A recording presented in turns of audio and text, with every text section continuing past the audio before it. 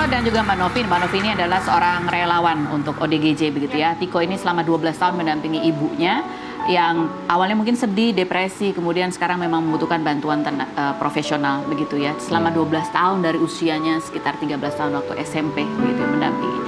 Rumahnya tidak pernah dibersihkan karena ibunya selalu marah setiap kali ada yang membersihkan rumah gitu ya. Tapi setelah sekarang ini kamu melihat ada banyak sekali orang yang membantu untuk membersihkan rumah kamu gitu. Pada saat kamu lihat tuh ada banyak yang ikut serta membersihkan rumah, terus serta perhatian juga terhadap kamu. Kamu cerita juga banyak tetangga kok sebetulnya memberikan bantuan, ngasih air gratis, pernah nyediain 1 colokan listrik gitu. Apa yang kamu rasakan? Seneng sih, nggak nyangka, lebih ke nggak nyangka sebenarnya. Ternyata di lingkungan yang seperti ini masih banyak orang yang peduli sama aku gitu. Bahkan sampai pihak damkar kemarin membantu membersihkan. Dari banyak pihak aparat dan lingkungan setempat semua turut membantu, bergotong royong.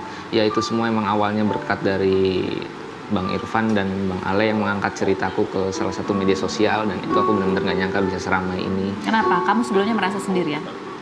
Sebenarnya nggak merasa sendirian karena memang aku tipe yang orang yang menjalani apapun itu. Jadi orang membantu di lingkungan pun aku terima, kalau emang nggak ada ya udah aku jalani gitu aja gitu. Okay. Setelah rumah kamu dibersihkan, itu kan rasanya berbeda ya? Apa yang kamu rasakan?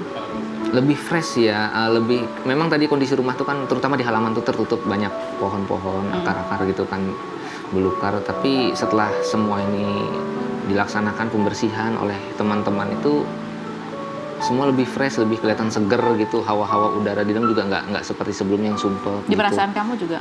Lebih enak, lebih seneng gitu, lebih adem gitu di dalam rumah. Emang biasanya sih kondisi rumah kan kotor ya luar dalam. Sekarang lebih enak dipandang, lebih bersih gitu. Lebih nyaman. Iya, lebih nyaman.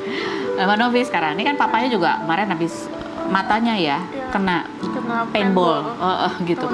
Kayak itu di tahun baru lagi. Kamu harus gimana caranya kamu membagi waktu antara kegiatan kamu sebagai relawan, tapi kamu juga harus mengurus bapak kamu gitu. Iya, jadi makanya bagi waktunya ya kan, karena aku udah janji waktu itu ya misalnya tanggal 2 kita mau bersih-bersih.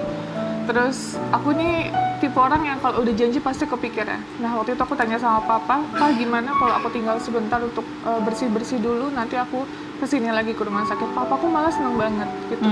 Jadi aku tetap balance jagain papa dan kegiatan sosialku juga.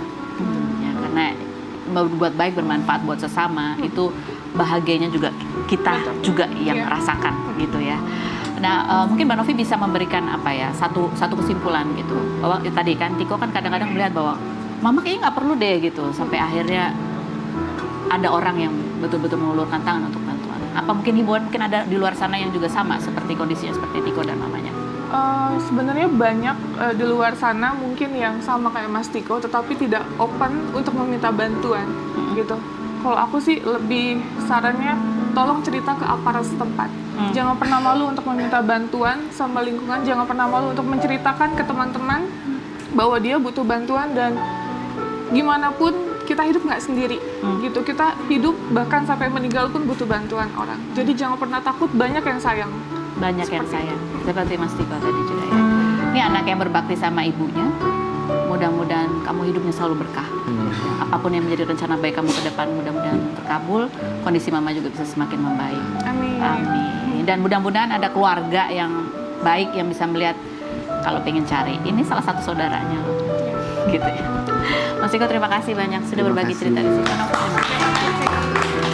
Berikutnya saya mau ketemu sama teman saya, udah lama banget tidak ketemu. Ada Nuri Maulida, kita lihat dulu profilnya berikut ini. Nuri Maulida, artis, penyanyi, dan presenter asal Bandung kelahiran tahun 1985 ini mengawali karir sebagai model majalah remaja tahun 1999 dan dikenal sebagai Kayla dalam sinetron Cinta Fitri season 2-7. Nuri Maulida menikah dengan Pandu Kesuma Dewangsa, Wakil Bupati Lampung Selatan pada 2014 dan sudah dikaruniai 3 anak, dan setelah menikah memilih fokus mengurus keluarga dan bisnis. Penyanyi yang pernah mengeluarkan single Pacarmu Lebih Dari Satu ini sejak 2018 berhijrah dan sering mengikuti kajian hingga sempat menggunakan cadar. November kemarin, Nuri memposting curhatan di Instagramnya kalau kerap mendapat komentar buruk seperti kurus, tidak diurus suami, tidak pernah perawatan, hingga disebut rumahnya berantakan. Benarkah Nuri lebih dikenal sebagai istri wakil bupati ketimbang artis karena lama vakum dari dunia hiburan? Dan benarkah Nuri sibuk bekerja hingga tidak bisa mengurus rumah? Saksikan kisah selengkapnya hanya di Rumpi No Secret. Oke, sudah ada bersama Nuri Maulida. Astaga, ya ampun. Begitu kamu menikah, udah loh aku nggak pernah ketemu lagi sama kamu ya. Terakhir kita ketemu lagi senam-senam Lagi ya. senam di kebun.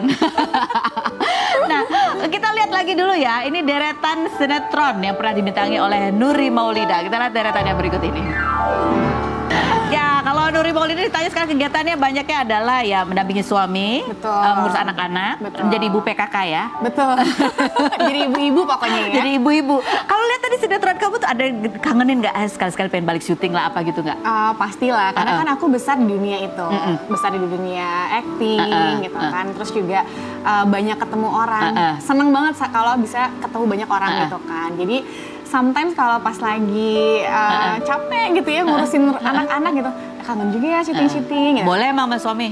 Suami sih alhamdulillah tidak pernah melarang pekerjaan aku di dunia hiburan. keartisan gitu ya. Cuman Tapi- memang sayanya yang tahu diri gitu loh Mbak. Bahwa Anaknya saya- 3 soalnya. Betul, dan saya setelah menikah kan punya prioritas.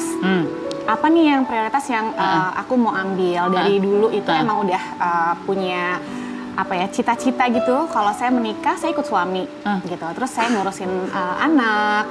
Terus juga kalau punya kerjaan yang dekat rumah aja setiap ditanya tuh pasti begitu. Jadi Itu cita-citanya sebetulnya ya. ucapan adalah doa tuh Betul, benar gitu betul. Mbak. Jadi alhamdulillah ya aku memilih keluarga menjadi nomor 1.